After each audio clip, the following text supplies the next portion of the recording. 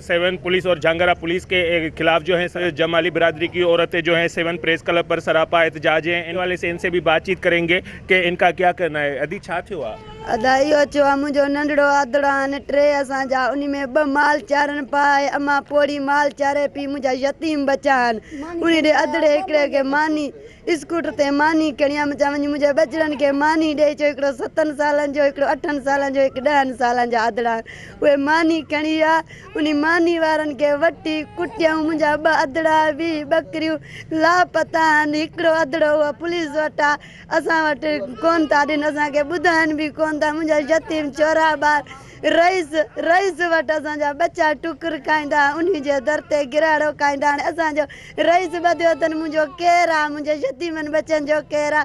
छो इहो असां सां ना इंसाफ़ी थिए थी? असां सां इंसाफ़ करे सेवण SHO झंगारा SHO असां सां ना इंसाफ़ी कई अथनि, ज़ुल्म कयो अथनि।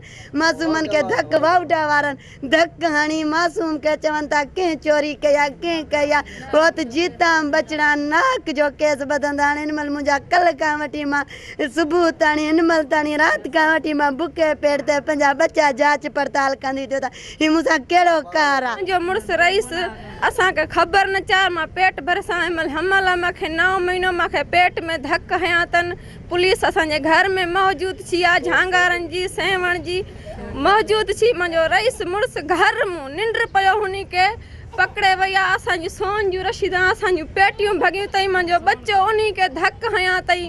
पुलिस जी मोबाइल में उनजो हथु आयो आहे, उहो रड़ियूं कंदो पंहिंजे पीउ जा कढ वियो आहे। असां रोड हलचल कंदासीं, असां सां इंसाफ़ छो वञे?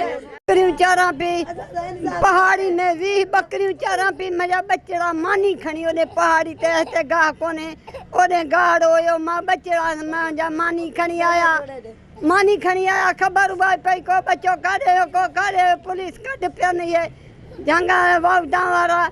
मुंहिंजे बच्चे खे हिकु वॾे खे खणी विया, नंढा मुंहिंजा लापता थी विया। मूंखे ख़बर न, मां पहाड़ी में भॼी हे हाणे छा बचा तव्हांखे धक ॾे करां, ॻाल्हायां थी, मूंखे खंघि वठे थी। यहाँ पर मौजूद आपने मुजाहिरीन की बातें सुनी। उनका कहना है कि 7 पुलिस और झांगरा पुलिस ने हमारे घरों में घुसकर हमारे मासूम बच्चों को पकड़ के लेकर गए और हमारी जो है बकरियां भी लेकर गए, हमारे सोने जेवरात भी लेकर गए। हम वज़ीर आला सिंध सैयद मुराद अली शाह, MNA सरदार सिकंदर अली रापोटो और SSP जामशोरों से मुतालबा करते हैं कि फिलफौर हमारा नोटिस लेकर हमें इंसाफ फराहम किया जाए। Cameraman team camera Majid Ali Qureshi, वश न्यूज़।